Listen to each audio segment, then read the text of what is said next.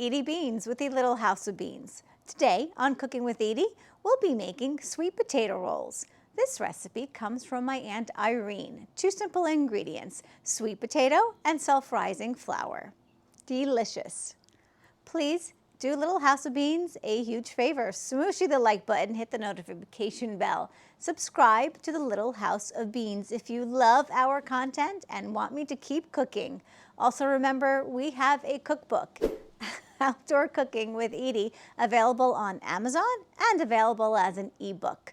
Also, subscribe on Facebook to our group, Omnia Stovetop Oven Fans. Now, I am ready to make this delicious, buttery, sweet potato rolls. Come cook with me. Work is almost over, summer's getting closer.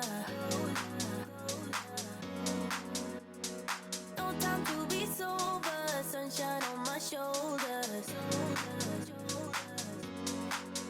I'm alive and breathing, living my best life. Love is on my mind and it's making me high.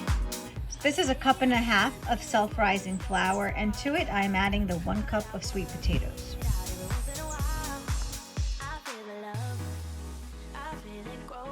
So now I'm incorporating the sweet potato and self-rising flour together, and it's supposed to look crumbly like so.